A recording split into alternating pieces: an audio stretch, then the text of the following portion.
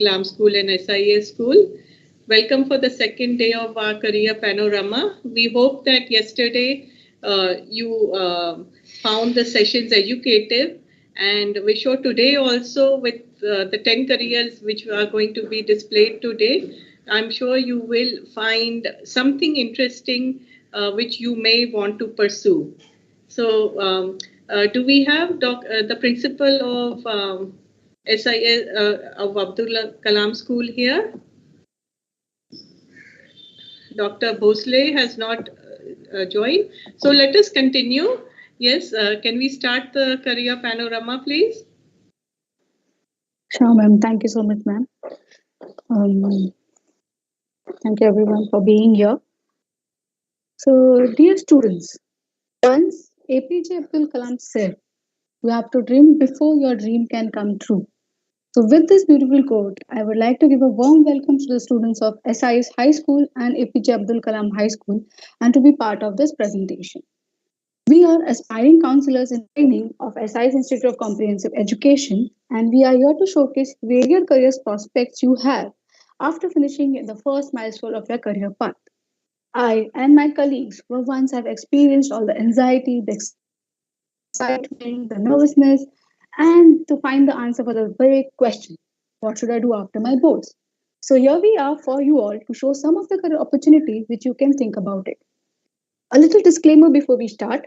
The following series of presentation are to be viewed in a form of a skit where we have vocational experts of different fields providing counseling for specific careers which are stream as well as sector based. We begin with the presentation which represent to students coming to us for guidance. Also, the information provided here through presentation will be useful for you all, and the skit is just for recreational purpose. So I'll begin with the skit. Dear students, thank you so much for doing the aptitude test with us. And today, me and my fellow vocational experts are here to provide you with best career options according to your report. I will begin with student number 1 for our vocational choices. Student 1, according to your report, we have found that you have an artistic skills, you have good communication, and you are good with working in a team as well as a leader. So here we have three best options for you. First is graphic designing, second is content creator, and third is fitness trainer. So let me take you to the presentation. So this is first option is graphic design. So what do you understand by graphic designer? So let me explain you. See, once you open your app, you see how the layout is. Or once you open a newspaper and advertisement, how creatively it is put. Or you are driving on a highway, you see a hoarding on the left or right hand side. So these all are done by graphic design. So before going that, I'll explain you what the qualification is. So who has an apt in designing? Who like to do who like to be who are good in art and everything, this is a career a good option for you. So you can do your 12th from any matter is which degree course you select or which certificate course you select. So here are a few degree courses for you to think about it and certificate course also. Why there are certificate course also? Graphic designing nowadays is one of the most upcoming and demanding career choices for you. And many who want to have a designing career, they prefer to go for a graphic designing. So there's all range of courses are available. Certificate course, diploma courses, or any specific tool you want to understand. So various courses are available as well as degree. You can write it down or take a screenshot of it. Going further, so now we understood about the qualification and what exactly the graphic designer is. Now let me explain you what are the job responsibility. So being in this career, you have a lot many jobs according to the company you go to, but there are some specific job responsibility which we have to follow irrespective. So first is discussing with the client the requirement, the budget, and possible. So you want to do a creative, but you have to ask the requirement of the client, the budget, what exactly budget is, and what possibility you have. What are the possibility or the chances you have to share? And then second is listening and working with client and organization by advising and briefing your business style, your format, what kind of deadlines you want to keep, and what will be the end product. So these are your job. Third is this is one of the main and one of the important job responsibility brainstorming, creative designing ideas. So you in your team, you will be the one who will be giving a creative input. So this is one of the most important things you have to do: brainstorming, creative designing ideas. Now we have brainstormed. Now later what you have to do? You have to develop it. So yeah, this is also one important. Developing and designing the layout, whatever concepts you have created, whatever ideas you have to develop and design it and prepare it and make it available for your client. Next is coordinating with your agencies, art services, your team members, your marketing team, your printers, everyone, your colleagues, as necessary. So this is one of the most important work also. Last but not the least, ensuring that you meet the deadline. So deadlines are really important for you so that whatever you have imagined and whatever have you created should be the end product should be on time. So this is also one of the important tasks. So whichever role you are in, you have to possess all this job responsibility. Going further, so the technical skill will be taken care when you take the degree course or when you take the certificate course or diploma course. The technical thing is managed. But what will be the soft skill? So see in your report, as I saw, you are good in communication, you have a creative analysis. So that's why I told this is one of the important, one of the best option for you because yeah, communication is very important. So see, if you are in a team, you have an idea, you have a layout. So how will you communicate? If you don't communicate properly, then your ideas or whatever you are thinking will not come into picture or will not be very apt. So that's why communication is very important within your team, with your client, and with your vendors and etc. The communication. Second is creativity. So yeah, designing is nothing is sorry. Design is nothing but creativity. So whatever you imagine, if you are creatively very inclined, you should take this. You will be good at this designing. That's a designing. And last but not the least, time management. So yes, graphic designers they work in very crazy deadlines. So you have to manage time. You have to keep proper deadlines so your work is not affected. So this thing is very important. Going further, the scope of the job. So as I told you, there's lot many demand of graphic designers, and it is actually most popular choices among students also who want to pursue in designing, who want to pursue in some creative field. And there are a very diverse job prospects, which I'll let you know in the next slide. And because of the digital boom, everything is available just in a click. Whatever groceries now, because of this, also everything is available just in a click. So digital era is boomed so much that big companies have made in-house creative team so that they can hire those graphic designers. And if you don't want to work for a company or don't want to do a fixed hours job, then you can start with your freelancing as well. You can start with your own company as well. Now these are the as I told you there are various prospects. So here are some career prospects for you. So if you want to start, you can start with logo designing, or you can start with web designing or advertising.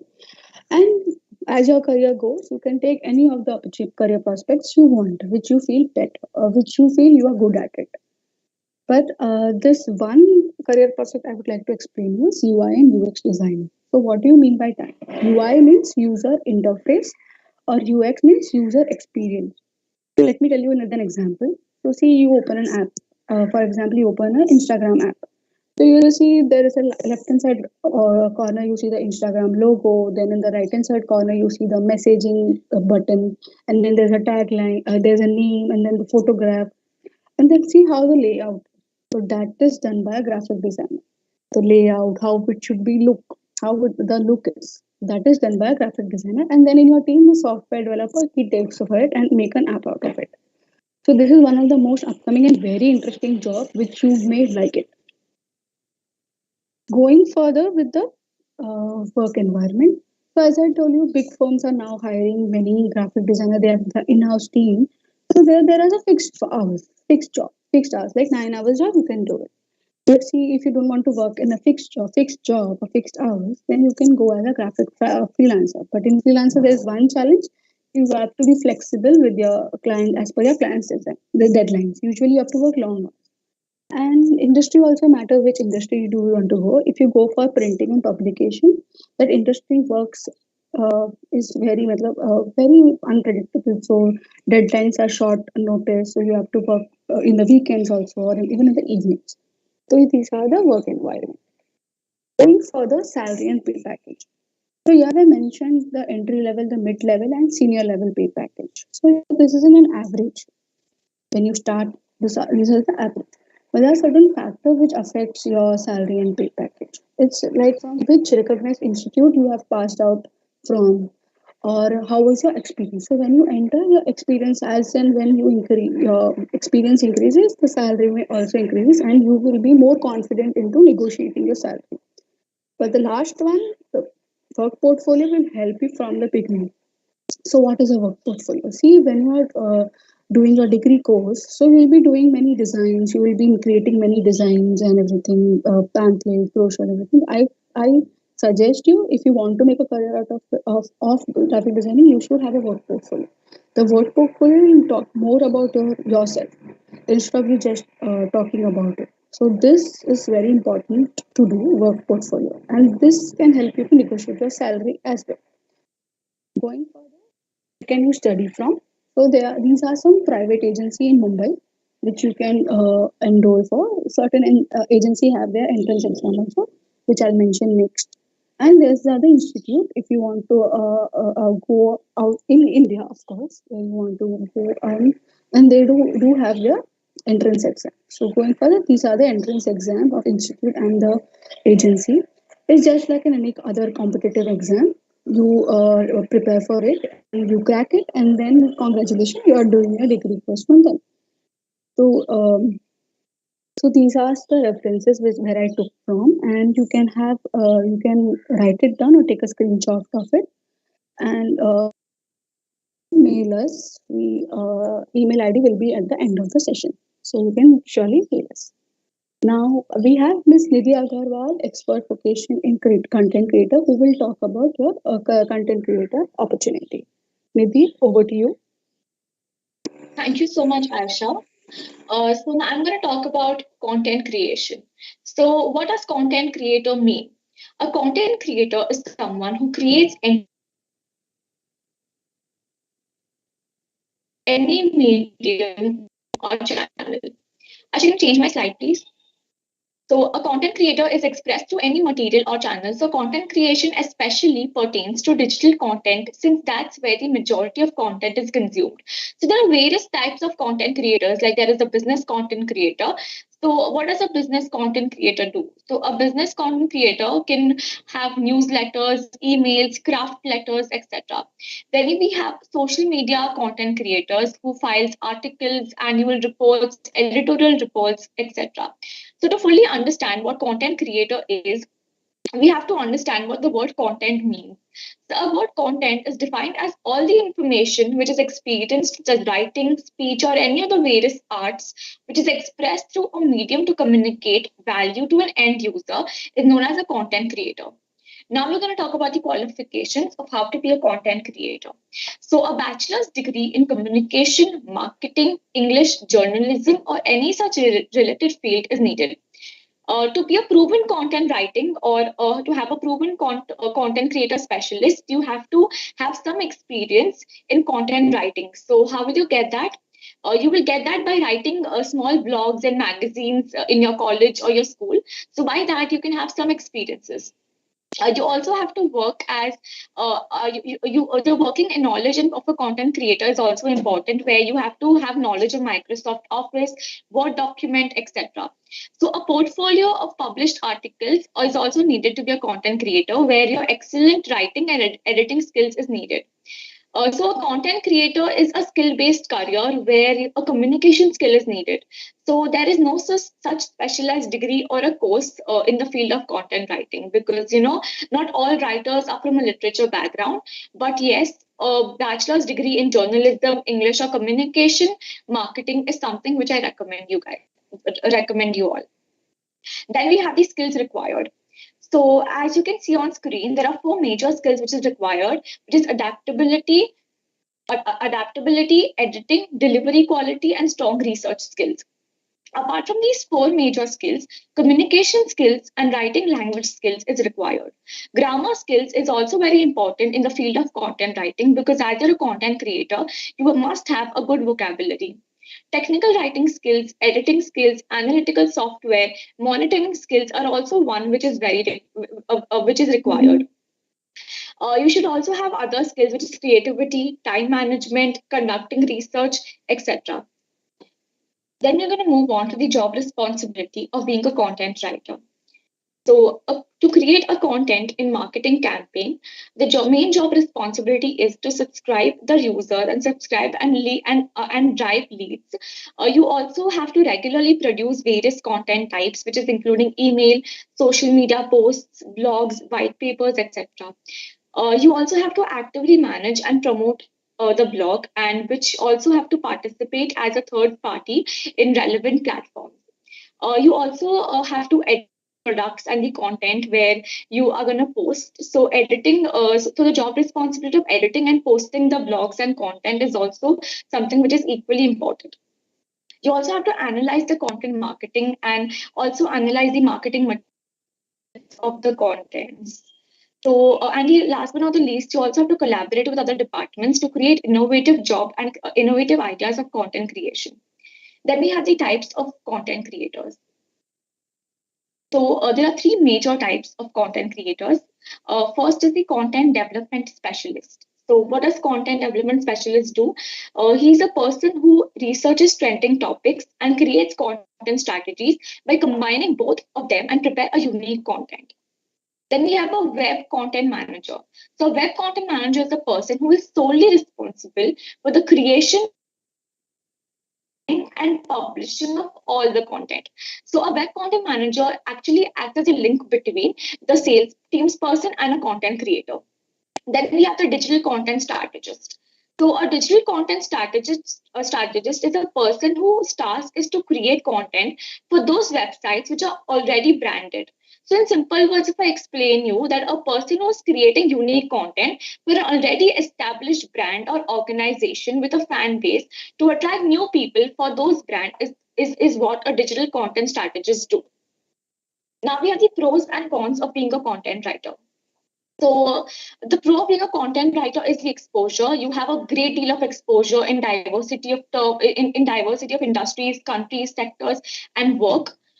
Then we have nothing physically strenuous of being a content writer. So there's nothing physical stress or any mental stress of in this field. So it's very relaxing for the person who is doing the job. There's a remarkable improvement in your writing skills after a while. You also have an experience with the minimum effort and multiplies the money. So you don't have a lot of experience, but your money level and your salary is something which goes up by day. There is a freedom to work anywhere in the world, so you don't have a particular place or an office where you have to work. You're free to work anywhere around the world. You can also have multiple clients at the same point of time. So when we do have the pros, we also do have some cons of being a content writer. So here we, sometimes we have to switch off our creativity bulb and follow a pattern which is more business oriented. Then there are some organizations who require to write a certain number of blogs every day, which can sometimes be very strenuous and very challenging, because it's something where your time consumes a lot. Sometimes your vacations are more like work from home, so you don't have a personal space or personal time in this field. The probability of putting extra hours due to the fear of missing out something is also very strenuous, and you are glued to your seat and your computer of the screen for the most of the hours. So these are some of the cons of being a content writer. Then we have the work environment. So the major work environment of being a content writer is the home. Your home is basically your office. So there is no such there's no such office or a background where you have to work. But yes, if you want to work in an institution in an office, so there is a 9 to 5 job where you will have to work where you have to work in an office. A content writers basically have a part-time working hour, so there's no full-time a full-time job or full-time working hour, but main thing is your work from home. Then we have the pay scale and the salary of being a content writer.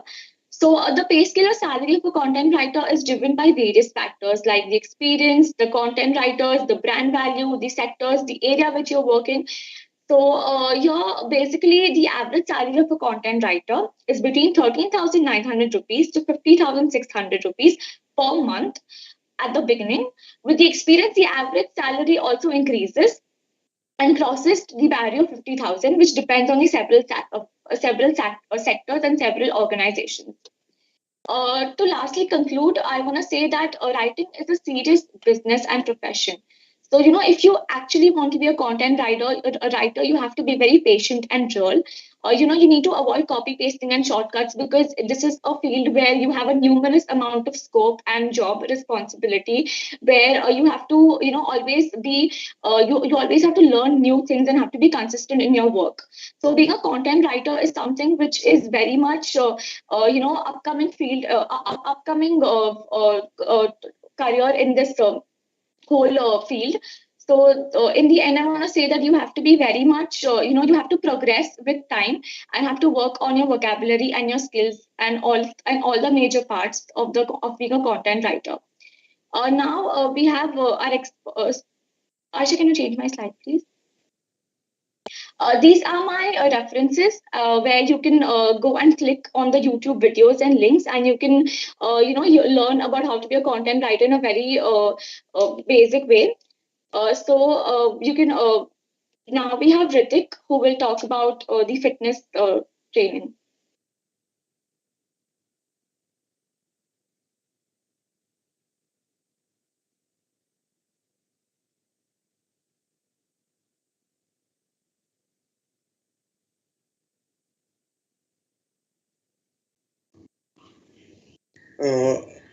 Good afternoon, student one.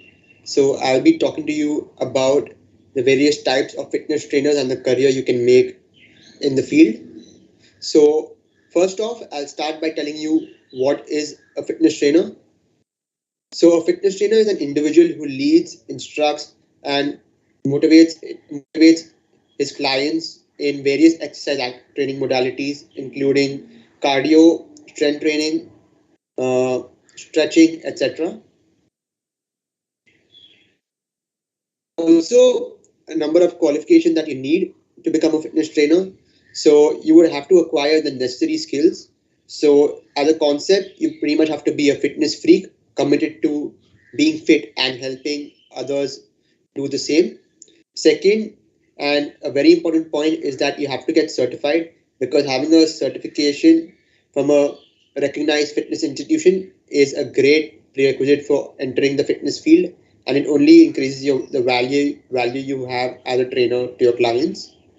And you can also obtain specialist certifications, which are separate certifications which focuses on popular as well as niche modalities of training such as Olympic weightlifting, Pilates, yoga.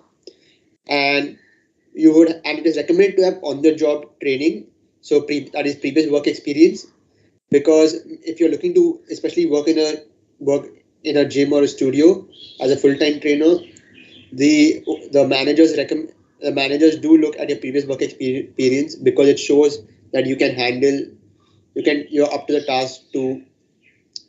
tasks that you would have to do as a trainer in the gym. So the job responsibilities that are there would differ based on what type of trainer you're going to do other tasks as well in addition to just training. So they might have to clean up the studio, move equipment, handle the books of the studio, etc. And a single trainer might provide both individual as well as group classes, provided they know how to conduct the group classes as well. So there are various soft skills that are required when it comes to being a trainer. So you have to always have a positive attitude and mindset, as that will really help you to uplift your client's mood and motivate them even more. Second is that you have to listen to your client's pain points. So this is not an easy task, and it basically means that you have to discover exactly what your clients want other than what they are telling you. By looking at them during the workout, you would have to assess what they would actually need help with and how to go about doing the same. You have to also have the ability to motivate your clients to keep pushing themselves whenever possible to ensure that they're working out to their full potential and they reach their full potential. Fourth is that you have to have energy and commitment throughout the day for each of your clients or classes, because each of your clients is valuable to you and they require the same attention, and your last client for the day or last class clients in the class of the day would require the same amount of attention that you would give to your first client of the day. And last, you have to show that you have that passion for leading and living a healthy lifestyle, as and prove to your clients and other individuals as well looking to get started that fitness will not only help them in being more active, motivation. So the career prospects of a fitness trainer highly depends on whether you plan to be self-employed or work in a gym or a studio. If you're self-employed, you're basically working as a freelance trainer, and if you work in a gym or studio, you would have to physically be in the gym or studio for the duration of the day.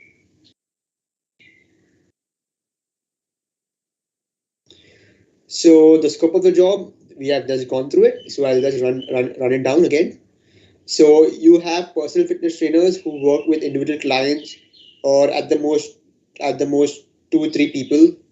And then there are group fitness instructors who lead group classes. There are specialized fitness trainers who teach popular methods of like Pilates or yoga. And then there are fitness directors who oversee the fitness related aspects of the gym.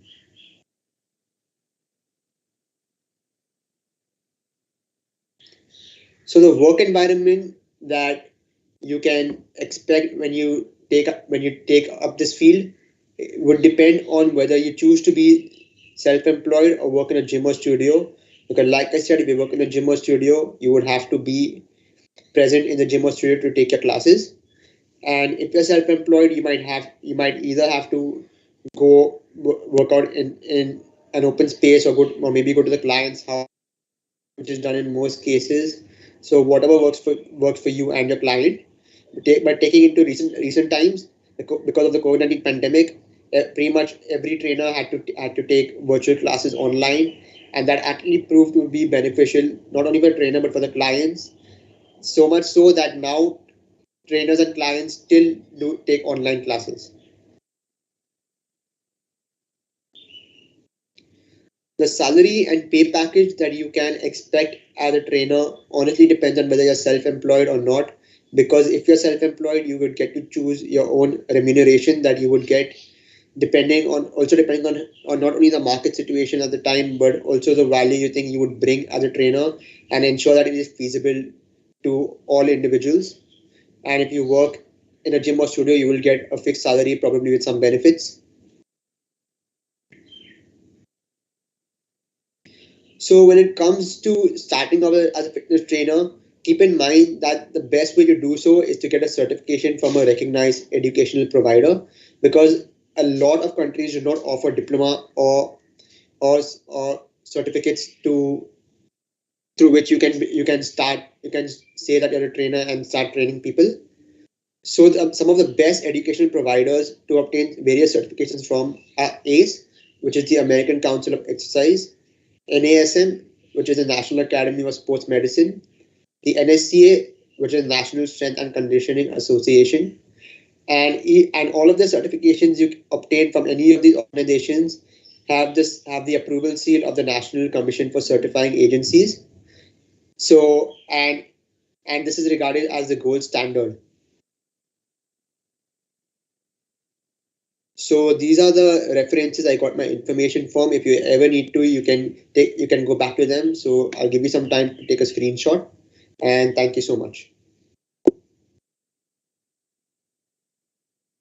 Thank you so much, Ritik, for such an insight. So now we have to Miss Kriti, over to you. Yes. Student 2 has a scientific and a lateral bent of mind while also being very empathetic and compassionate. They are interested in finding out how the mind works. So it is recommended that student 2 should go for psychology based careers. The careers that we'll be covering are that of a psychiatrist, a counselor, and a forensic psychologist. So I'll be dealing with the psychiatrist. So who is a psychiatrist? A psychiatrist is a medical doctor or a physician who specializes in the diagnosis and treatment of mental health problems that includes illnesses and emotional disorders. So if you like working under, you can maintain a lot of self-control under stress and duress, and you like having people put trust in you, then psychiatry is probably the right profession for you. It's also interesting and exciting career path that helps you make a real difference in the lives of people who suffer from mental disorders. So what are the qualifications required for the job? You have to first complete your class 12 in science with biology from a recognized Indian board. After that, you have to give an entrance exam, which is known as NEET UG, which stands for National Eligibility Cum Entrance Test, undergraduate. After that, you have to do your MBBS for 5 years, 5.5 years, including 1 year of internship. Followed by that, you could either do your MD for 3 years or you could do your diploma in psychiatric medicine for 2 years. So both of them, you have to give another entrance exam called NEET PG, which stands for National Eligibility Cum Entrance Test, postgraduate. And after that, you also have to obtain a license from the state's medical board if you want to practice psychiatry in all states. So the job has various responsibilities. First is you'll have to evaluate patients' data and diagnose mental disorders. Then you have to administer treatments and medications. You have to collaborate with various other mental health professionals. Then you have to gather patient and maintain patient data like medical history. There's also the advisory function, which involves advising the guardians and the loved ones of the patients about the mental disorder. So you also have to review the treatment procedures and examine the patient to determine the best possible treatment method. So if you're planning to go for research, you also have to conduct research and publish your findings. So the soft skills that are required is first you have to have an analytical, scientific approach and a lateral bent of mind, considering it's a medical field. But at the same time, you also have to have compassion, empathy, and have the ability to treat your patients with respect and understanding. This is because you'll be dealing with mental health patients all the time. So you also have to have a resilience when you're working and work flexibly. And with the patients, you have to have the capacity to anticipate various issues or monitor how the situations develop. Finally, when you're working with other team members, you have to have the ability to motivate them. So the scope of psychiatry. So psychiatry, you can either go into adult psychiatry or child or adolescent psychiatry or geriatric psychiatry dealing with older people. Or you could also go for psychosomatic medicine, which deals with how the body is physically affected by mental illnesses. There's also emergency psychiatry and addiction psychiatry. So the career prospects, you could work according to your personal preference and your area specialization that you're choosing. So there are various job places where you can work. You can work in nursing homes, you can work in hospitals, health centers, polyclinics. There's also, if you want to go to teaching, then there's medical colleges. Then there is also, if you want to go to research, there are various research institutions. When you're working for the rehabilitation of patients, you have to work with social workers and occupational therapists. So you can set up your own private clinic, or you can work with in private or corporate hospitals. So this market has a lot of opportunities and there's immense growth. So you can always keep growing. The work environment, you don't usually have to travel unless you're going for medical conferences. Your work shifts, you could either work full time or you could be on call. And nowadays, considering the pandemic, there's also the work from home option. The job nature is usually permanent, and your workplace will be mostly the clinic. The job setting is semi-urban or urban, and since it's a highly challenging job, the time pressure will be likely, and you'll have to work for a minimum of 48 hours in a week. But this will also change as your experience grows. So now we go on to the salary and the pay package. So the average salary per year would range from 1.2 lakhs to 19 lakhs. And this will change according to the experience you have and also according to which institute you have studied from. So now we come to the institutions where you can study. So for your undergraduate, that is your MBBS, you have to first give an entrance exam to get in, and that you have to give for all institutions except AIMS. So for AIMS, you'll have to give a separate entrance exam. So here are some of the institutions, and you can look through them. And for your postgraduate, that is your MD, you have to give again you have to give an entrance exam, that is NEET PG.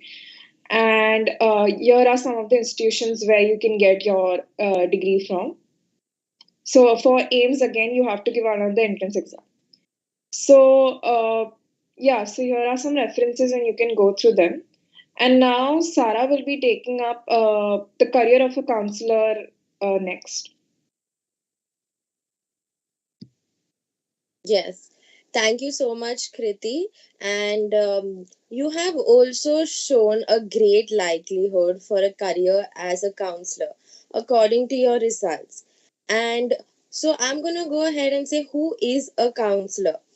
A counselor is a qualified individual who uses counseling methods in a psychological way to help people manage and overcome mental and emotional issues. Now, these are some of the types of counselors. The common ones are the school counselor. You would have probably seen them in your school, helping you deal with your academic or personal or behavioral problems that arise. Second is the rehabilitation counselor. They help people with both physical and emotional disabilities, either caused by accidents or illnesses or diseases or other causes. The mental health counselor is also another type of counselor in this field that you can opt for. They address and treat emotional disorders using therapeutic techniques. Issues like dealing with depression, stress, trauma, or grief, etc. Now, we also see the career counselor. They work with people who have questions about different careers and educational paths. They help you really plan that perfect job path for your need. There are many more counselors like marriage counselors and family counselors that are present in this field. But what are some of the skills that need to be honed for this career in counseling? You will need to have really good listening skills, really responding and reflecting to what your client is saying, having patience and empathy, which takes time to understand, and also having great interpersonal skills. Open mindedness is a must when it comes to this career. Confidentiality and observation skills like noticing the verbal and non-verbal cues of your client, and many more. Now, looking at some of the requirements that you will need after you finish your boards, you can go from any stream, but an art stream is preferred because it gives you a broader understanding. But psychology should be in your list of subjects. You can go ahead with a bachelor's in psychology or social work or counseling psychology for a period of 3 years and then specialize into with a master's in counseling or psychology or applied psychology. You can even enhance your knowledge with multiple courses in counseling, and you can even hone your skills with publishing various research articles. So, how does it look in the day to day life of a counselor? What are some of the duties that you will be doing in as a counselor? You will firstly be keeping confidential records of your clients, like their case history and all, and you will also be building that relationship of trust and respect with your clients. You will be also creating a customized treatment plan that is evaluating your clients' needs and helping them reach their personal goals with providing them the resources that they will need. And other thing that you will be doing is monitoring the client's progress over the sessions that you have with them. And lastly, you will coordinate and connect with other healthcare providers in the field and your other colleagues. What is the scope? There is a major need for counselors in today's day and age, and the vacancies are vast. When it comes to the educational institutions, you can get a job in a school or college or even a children's center. You can even go into the industrial field, like in human resources, or even the health sector in oncology or in the hospitals. You can go for voluntary care agencies like NGOs working with people on specific or disabilities, etc. Or lastly, you can even start your own practice. So, what does the salary look like for a counselor in India? A person working in counseling in India, typically the salaries ranges from 12,000 to 50,000 rupees, and on an average, you will get around 35,000 per month. And what does the work environment look like? So as a counselor, you will be holding sessions either face to face or online, like through the phone or telephone or even through an app. And counseling is often undertaken on a one-on-one basis, but it can also involve working with families, groups, or couples.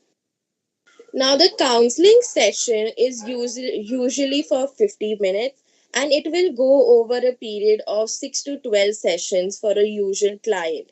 But it can also go for a way longer period of time, lasting months, depending on your client's needs. So, this is what the work environment looks like for you as a counselor in the day to day life. Now, looking at these are some of the institutions offering a BA and MA course and also a diploma course like the SIES Institute of Comprehensive Education. And you can even, for a BA, like in College, St. Xavier's College, Mumbai, or Sapphire College for Women, Mumbai. You can take a screenshot of this if you like. These are some of my references ahead. You can ask me if you have any doubts, you can get back to me on the chat. And now I'll give it to Priyanka, who's going to talk to you about forensic psychology. Thank you, Sarah, for talking to us about counseling. And I would like to continue this different fields in psychology by talking to you about forensic psychology. Psychology has always managed to find a tiny role in various fields and those fields. Here, psychology and law come together to make a whole new career option. Those who work in this field utilize psychological expertise as it applies to the justice system. Uh, as we established that forensic psychology is very much in touch with our justice systems, hence it also implies that interacting with offenders is a major part of this career. Their roles usually include being in criminal profiling services, evaluating child custodies, investigating reports of child abuse, being an expert witness, which is basically a courtroom testimony regarding psychological questions before the court, evaluating suspected criminals for mental competency and their ability to stand trial, evaluating convicted criminals to aid in creating plans for rehabilitations, as well as evaluating witnesses and police officers before they join their job. Moving on, now that we've talked about the role and the field, I would like to tell you more about the steps one person needs to take to become a forensic psychologist. Starting with education, one must enroll in a psychology or humanity course for completing their graduation, as it becomes a stepping stone for the PG course, which can be either in counseling or in forensic sciences. And if they can find specialized master's course in forensic psychology, that works as well. For a person to be a forensic psychologist, they do need to have a PsyD or a PhD, which you can opt for in counseling or clinical with a specialization in forensic or criminal psychology. After a person is done with their studies, they should take up internships, and since the internship in this field are not very much available, it's better that one takes whatever that comes their way. For a person to be able to practice the forensic psychology, they must have a license. A specified number of supervised practices should take place so that they can get their full license. And if a person is planning to go work in a bureau like CBI, they also need to go through firearms training.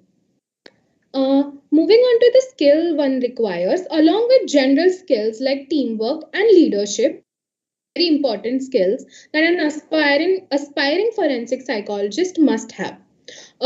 Starting with communication skills, the ability to maintain objectivity to avoid bias, since you will be dealing with a lot of criminals and their stories might not be something you agree with. Critical thinking skills, attention to detail, compassion irrespective of your personal opinions, self-awareness and a high level of security awareness, a non-discriminatory, non-judgmental approach, and the capacity to cope with an element of personal risk. Forensic psychology is still an emerging field in India. There are various jobs both on governmental as well as non-governmental level, but these jobs are currently filled by clinical or counseling psychologists due to the lack of awareness of this field. When it comes to the career prospects of a forensic psychologist, they can work as a next slide, please. They can work as a correctional counselor in prison where they work with inmates one-on-one to explore mental health concerns, mindset issues, and emotional problems that may lead to re-engaging with criminal behaviors. They can also work as professors and in universities and also do research in this field. They can also work as an expert witness. Forensic psychologists also can be criminal profilers who basically compile and compare data from similar crimes and offenders to create a profile of a suspect. They form logical hypotheses based on witness reports, victim testimony, and crime scene evidence. An example of correctional counselor is shown in the series Suits, where the protagonist is in his time in prison, who's named Mike, by the way, in his prison works with a counselor, and this is something that can be done by a forensic psychologist as well.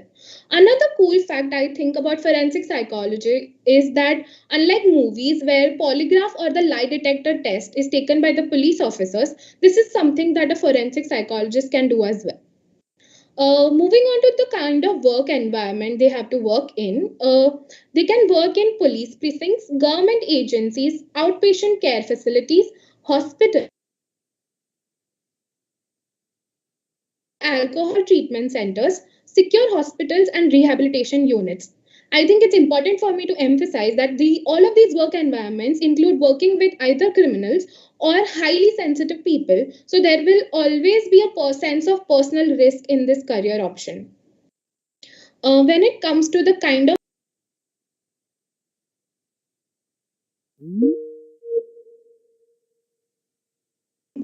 rupees 60,000 to 1,20,000. Here are some of the universities in India that provide a course in forensic sciences and criminal sciences. Please feel free to take a screenshot. And next are some of the references where I got some of my information from. You can also take a screenshot to go back to it whenever you want. Yeah, thank you. Thank you so much, Priyanka. Thank you so much, Kriti. And thank you so much, Sarah. So now we have student 3 with us to understand his vocational opportunity. So Dwani, over to you. Thank you, Aisha. So, hello, student three. As I can see from your report and the test that you took with us, I can see that your aptitude lies more towards the commerce stream. And I think the two best options for you would be that of the company secretary and actuarial science. So, first, let's begin by looking at what is company secretary. So, in simple terms, it is an official on the board of the company who deals with its financial as well as legal issues. So, in terms of the role, as a company secretary, you will have to make sure that everyone within the company is complying with the financial and legal requirements. You need to facilitate a good communication between the board, the committee, and the shareholders. And other responsibilities that you will have basically include organizing the annual general meetings, the board meetings, and preparing agendas. Then we come to the scope of the company secretary. So as a company secretary qualified student, you can go on to pursue a PhD in either commerce, management, or law. Now there has been a Companies Act which is given under the Government of India, and it has a provision which says that every listed company that has a paid up share capital of 10 crore rupees or more, so they will have to appoint a full-time company secretary. So this increases your scope widely in India. And other than this, in areas like insolvency, bankruptcy, GST, or intellectual property rights, here also the scope of our company secretary is increasing day by day. And a lot of the popular major companies that you must have heard of, like the Punjab National Bank, ONGC, Deloitte, they are also hiring these company secretaries in a lot of important roles. Moving on, we have the qualifications required. So here are some of the statutory qualifications. And again, here we have two conditions. So as per the Companies Act that I mentioned earlier, now if you are working as a company secretary in a company which has a paid up share capital of 50 lakhs or more, then you will have to become a member of the ICSI. So that is the Institute of Company Secretaries of India. So it's basically like a corporate body under the Government of India. And the second condition is if you're working in a company which does not have that much paid up share capital, so you will have to qualify, fulfill one or more of the qualifications as I've mentioned on the screen. So you either get a degree in law, you can get a degree. And besides this, you can also become a member of the Institute of Chartered Accountants to be eligible for this career. Other than this, you will have to have some special qualifications as a company secretary. So you need the knowledge of the company law, which is basically you need to know about the provisions of the Company Act, as I've mentioned earlier. You will need to have a good knowledge of the economics so that you know about the economic conditions of the country as well as within the company. You'll have to have a good general knowledge so that you know about the current social and political issues of the country. And at times, your company may also have issues with either the copyrights, trademarks, or patents. So you need to be well aware of that as well. Then we come to the examinations that you'll require. So here there are two routes that you can take up. So if you decide to pursue the company secretary course after your 12th standard, then you'll have to go through three stages. That is the foundation, the executive, and the professional program. And each of these lasts for 1 year. So that's a total of 3 years. And if you decide to pursue this course after your graduation, that is after you complete your 12th and bachelor's, then you can directly get entry into the executive program. But you will have to clear the entrance exam, which is called as the Company Secretary's Executive Entrance Test. And this takes place 4 times a year, that is in January, May, July, and November. Next, we have where to study. So here I've listed a couple of the top universities where you can take up the company secretary course. Now, if you see the second one, that is the ICSI. This has branches all over India, including Mumbai, and it has been given by the Government of India. And there's also the Narsi Munji College of Commerce and Economics in Mumbai, which is very well known for the company secretary course. Now, besides completing this course, you will also have to complete a short-term training program of 15 months. And once you complete the course as well as the training program, you can apply for the membership to the ICSI, as I mentioned earlier. And from there, your career as a company secretary can begin. Next, we come to the job profiles. So here are some of the important job roles that you can take up after you have completed your company secretary course. So you can work as a company registrar. Here, basically, they keep records of all the registered companies. There is the legal advisor. So if there is a legal disagreement within your company, then it will be your role to assist your organization. There is the corporate policymaker. So here you'll be in charge of basically formulating the both short-term as well as the long-term corporate strategies. You'll have the chief administrative officer. So they basically are responsible for safeguarding the legal as well as other classified records of the company. You can work as a corporate planner who basically looks after the mergers, the partnerships that take place both within and outside the company. And other than this, you have the chairman of the company, the managing director, and assistants to the board of directors, which takes place in progression from your career when you start as the company registrar. Next, we have the pay scale or the salary.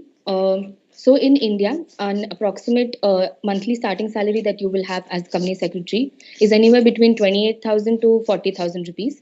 And this can also increase up to 1 lakh per month depending on your experience and skills.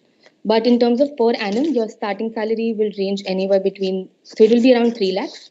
Your mid-level salary will be around 6 lakhs. And your senior level salary per annum will range between 14 to 20 lakhs. Now, if you're working as a company secretary in an international company, then you'll earn an even higher salary. And this salary can also increase with respect to the years of experience you have and the size and type of the organization that you choose to work in. Moving on, we have soft skills required. So here I've mentioned a list of the important soft skills, and some of them include good verbal and written communication skills. You'll need to have good interpersonal skills. You'll need to have management skills so that you can work as an effective leader. You'll need to have team working skills so that you can handle the team well and you can keep them motivated. And also, you'll need to have discretion when you're dealing with confidential information because in legal matters, you need that. And lastly, we have the work environment. So, as a company secretary, your work will be on a permanent basis and it will be 40 hours a week. So, that's your normal 9 to 5 job. And your work will mainly be office based, but it can involve some travel if your company's offices are spread out at different locations. And most company secretaries, they generally work in urban areas because there are a lot of major corporations located in these metropolitan cities. But in rural areas also, it's increasing day by day. Then we have these are some of the study materials that I have given that you can take up if you decide to pursue this course. You can note it down or take a screenshot of this.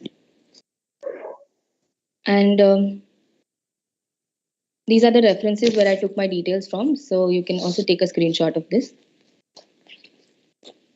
And now we'll have Ria who will talk about actuarial science. So Ria, over to you. Hello. I hope I'm audible to people. Okay. So Yes, yes. beginning after looking at what company secretary has to offer, we begin to now understand what actuarial science is. From the field of company secretary, forensic accounting, financial analyst, we have something known as actuarial science. Moving on to introduce the subject to you, actuarial science is a discipline applying mathematical and statistical methods to assess risk in the industries like insurance, finance. Firms use actuarial science to estimate the likelihood of an event. It is an assessment or an analysis where statistical data is put into use, and it helps us to identify, evaluate, and solve financial effects. In India, the Institute of Actuaries of India regulate the education and training Ria, of we cannot actuaries. hear you. There is too much background noise. Please see to it that the noise stops. Ma'am, are you able to hear me now? Yes. Okay. So the Institute of Actuaries in India regulates the education and training of actuaries. There are around 460 actuaries in India, where a 20% surge is expected globally in about 5 years. Talking about the qualifications that are required to be an actuarial profession, you need to become a member of the Institute of Actuaries of India by clearing the Actuarial Common Entrance Test. But before that, you need to acquire the basic 10 plus 2.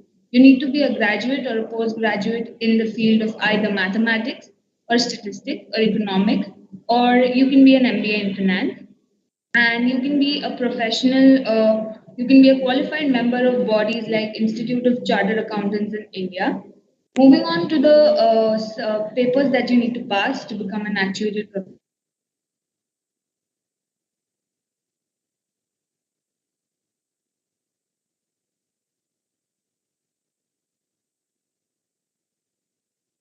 I'm unable to see the next slide.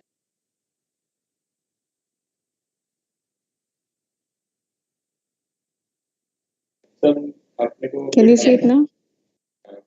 Yes, so there are about 15 examinations you need to pass before you become an actuarial profession.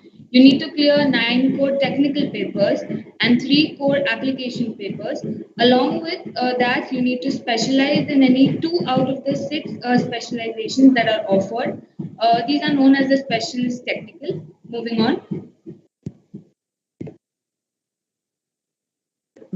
Besides the courses that I've mentioned, there are certain colleges that offer you the education. Patkar Vardhe College is in association with Institute of Actuarial and Quantitative Studies. The bachelor's degree program offered at this college is affiliated to the Institute and Faculty of Actuaries, where it allows you exemption of 6 core principal subjects. But it is important to remember that just like chartered accountancy, it is a distant learning program. So you need to at least complete all the 15 papers for you to be an excellent professional in the field. Next slide. So talking about the work profile and career prospects, people who are actuarial professionals can work in insurance. They can work as consultants where they act freelancers for companies. They can work in pension funds where they evaluate the policies that are made for these funds. They can work with the government where they apply actuarial science in the field of medical care. They can work in investments. They can serve as professors or be highly proficient in the field of academics. And they can work in risk management for particular companies to assess future risk, which involves numbers and problem solving. But it is important to remember that each actuarial professional is to work within the principle of the actuary's code, including integrity, competence in care, impartiality, compliance, and communication. Moving on.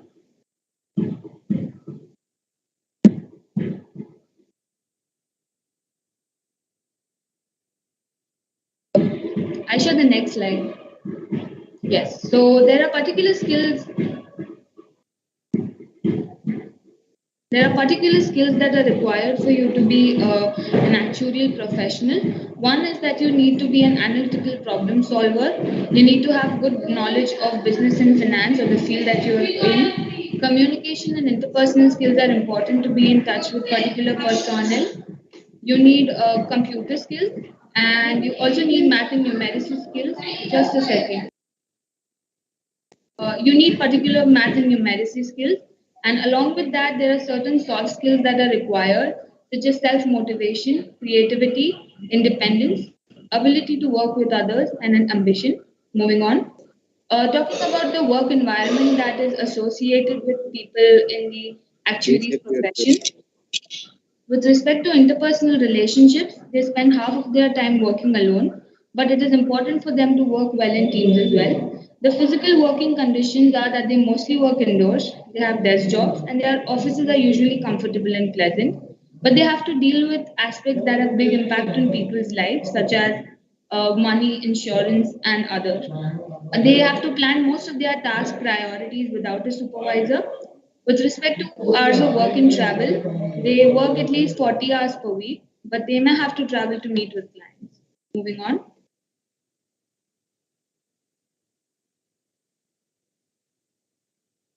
Talking about job scope and responsibility, we have the 3-deck model of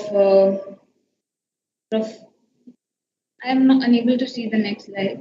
Okay, 1 second. I've changed it. It's changed. Yes, I see. Yes, I see it. So the 3-deck model explains the scope that covers actuary. The 3D model says that an actuarial profession needs to design financial policies, design a product that helps in risk management, determine the efficient rate of interest that is given to customers. The E stands for evaluating the risk in financial planning. C is to communicate what the result mean in financial check on insurance risk to minimize losses. In the end, we talk about the salary and pay package that is offered to actuaries individual. It is divided into 2 parts where the next slide. An exchange. Since I'm unable to see, I'll continue. There are particular ways in which the actuary profession is divided, where an LIC actuary earning the highest, the appointed actuary earning about 11,72,000 per annum, and the actuary completing 5 papers earning 9,23,000 per annum. With respect to the expertise you have in the field of actuary, the average salary is 8,87,600, with a senior level expecting a 120% increase in the average salary to an entry level person expecting a 59% deficit in the average salary. So overall, it is a business or it is a profession that provides you with abundant opportunities if you are good with maths and problem solving. With this, I come to an end with my presentation. If you have any more questions, you can look at my references and I'll be in touch with you via chat. Thank you. Thank you so much, Riya. Thank you so much, Dhwani. Understand his vocational opportunity. So over to you, Kritika.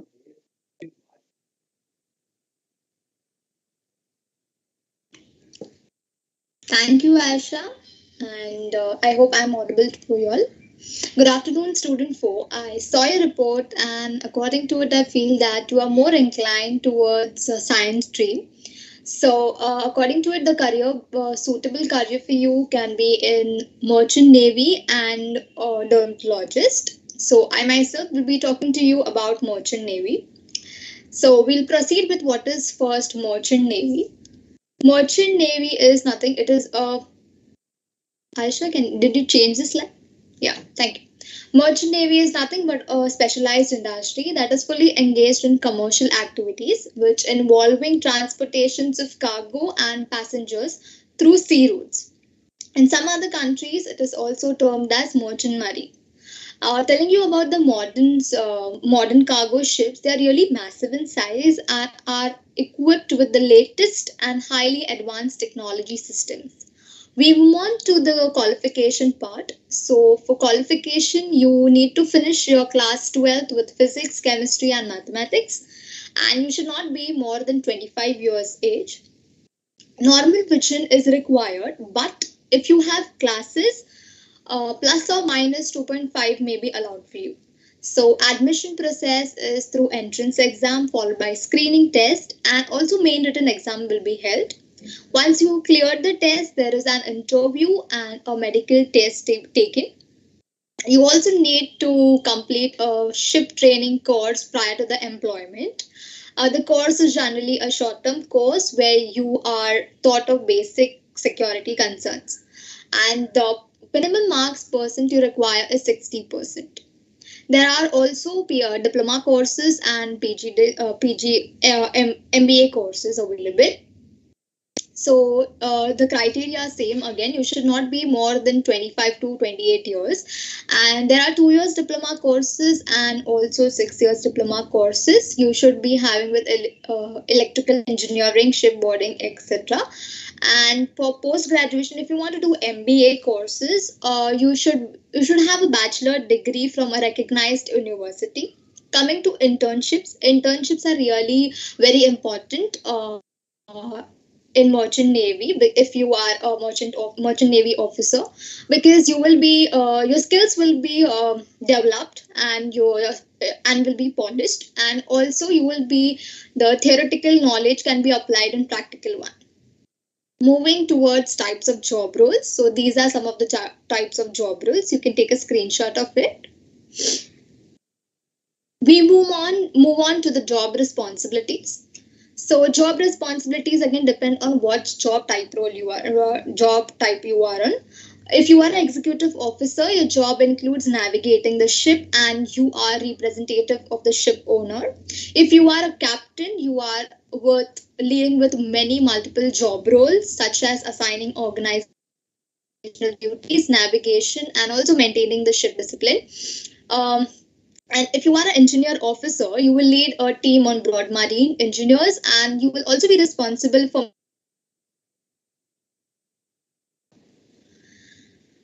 Next we come to skills required. Passion of water adventures, patience and resilience, and so on. Mental strength is again very important because you will be far away from your house for a very long time, and also the weather conditions are any weather conditions can erupt anytime. So in that case, the job pressure is also a lot. In that case, this will affect your mental health. So that is why mental strength is very much important. You should have mental strength. You can develop it truly. Next, we come to these are some of the career perspectives. The top recruiting companies for Merchant Navy. You can take a screenshot of it. Yeah, then we come to scope of the job. Scope of the job is like Merchant Navy is bound to increase because through 95% of transportation takes place through sea routes. So yes, it is a great scope here. The pay scale and the salary packages are always hiring as per the experiences done.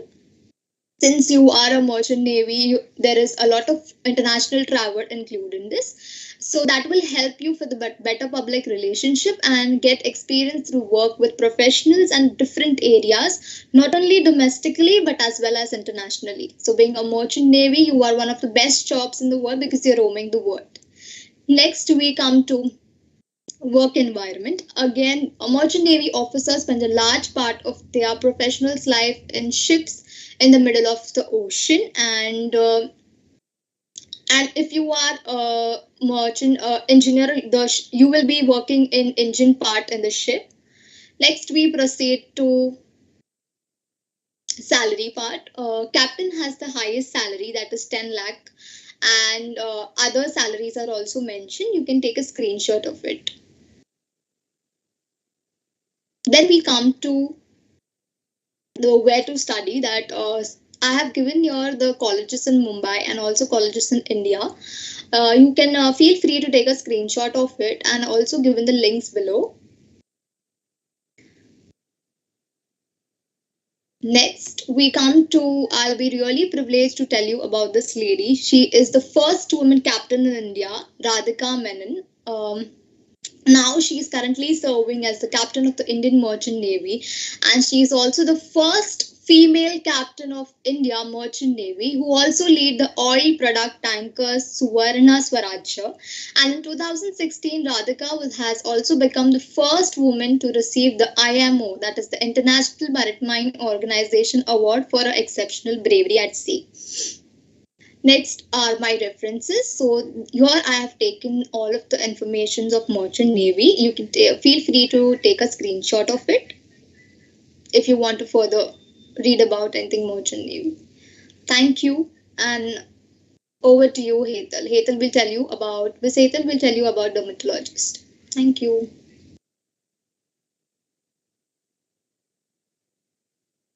Okay. I saw the reports, and after checking out from the reports, I came to know, and I'm going to give you some information on what is dermatologist. A dermatologist is a branch of medicine dealing with a skin. It is a specialty with both medical and surgical aspects. A dermatologist is a specialist medical doctor who manage disease related to skin, hair, nail, and some cosmetic problems. A dermatologist can identify and treat more than 3,000 conditions like psoriasis, skin cancer, or skin infection. What does dermatologist do?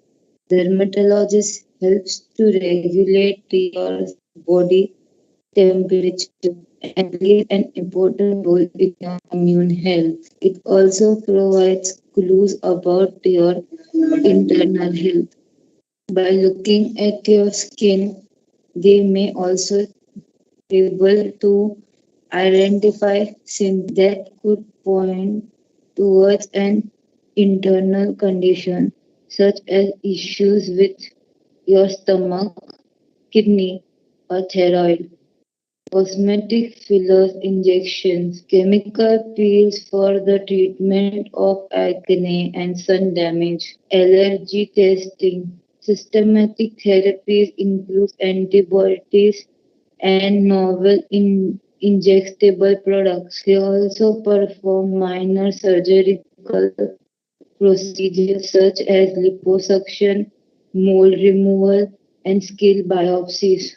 Laser therapy for the management of birthmark, skin disorder, tattoo removal, and cosmetic resurfacing. Dermatologists also treat skin issues that affect your appearance, and many have the training to provide cosmetic treatments such as Botox fillers and chemical peels. Aisha, can you please change? Thank you. Dermatology as a career. Dermatologists receive an exclusive amount of education and training. The process involves dermatology is for 5.5 years MD followed by 3 years of MD. Diploma in dermatology is for 2 years. Bachelor of Science in dermatology is for 3 years.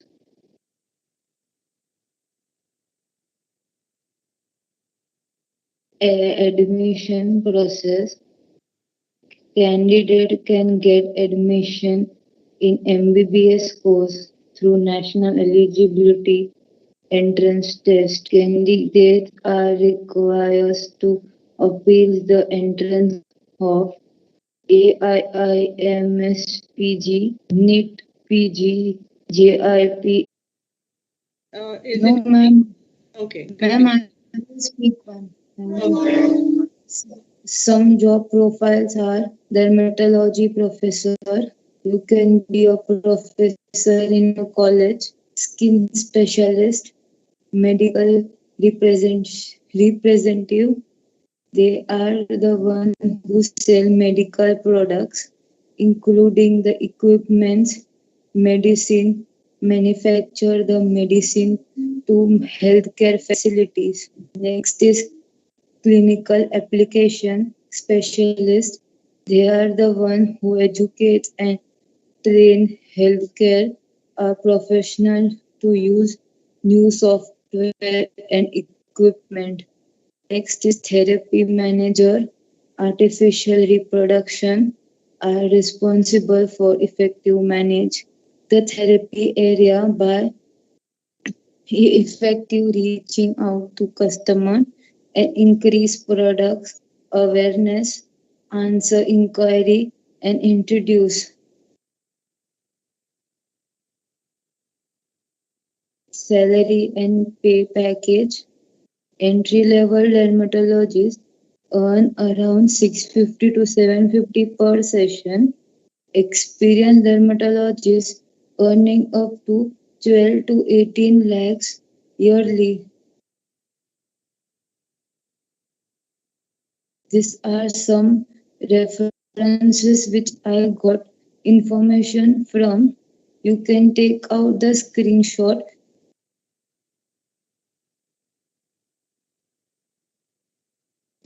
Thank you so much, Hetal. And yeah.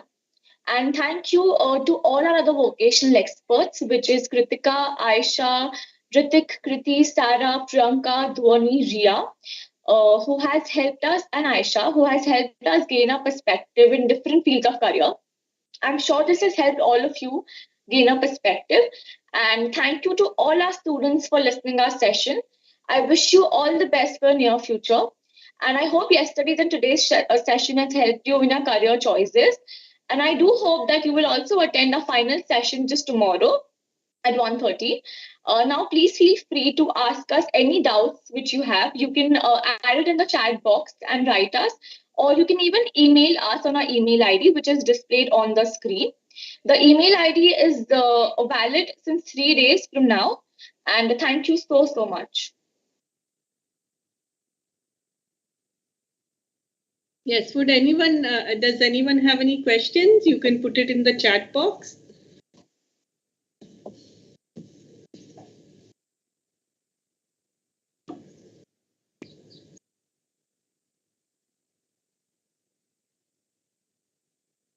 Yes. Are there any questions, anyone, or would anyone like to comment about today's session?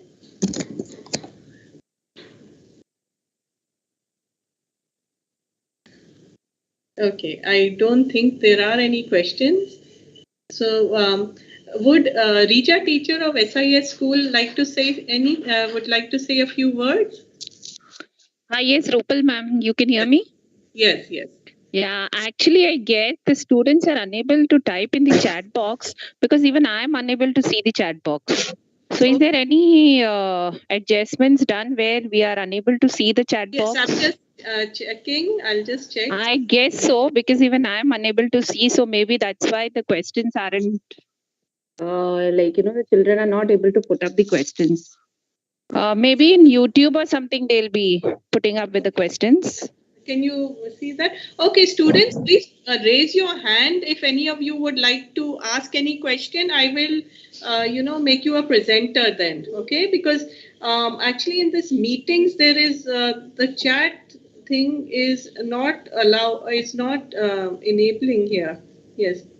Okay, maybe that's the issue then. Then maybe they can post it in the YouTube link. Yeah. Yes, but otherwise you can put up your hand. Please put up your hand if anyone has any questions. Yeah, students, if anybody has any question, you can just put up your hand. I can make you a presenter then. Yes. Okay. One minute. I am unmuting everyone. I will do one thing. I will unmute everyone. So you can anyone who would like to speak. Yes, I'm allowing. Okay. Yeah, allowing mic for attendees is there. Yes. And also camera I'm putting on. So you could put on your camera. Yes. So the mic is on for everyone. If anyone would like to say anything. Students, I hope you heard it. If anybody wants to ask any question, you are free to do so. So you can just unmute yourself and ask.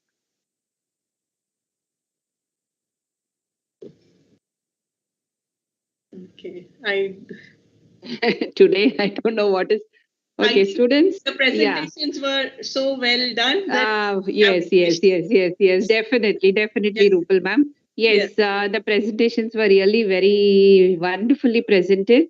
And I am very sure that all this information that you've provided will benefit our students. Okay, so thank you so much, all the presenters. Thank you so much on behalf of SIS High School. Thank you so much for all the information that you have given to our students.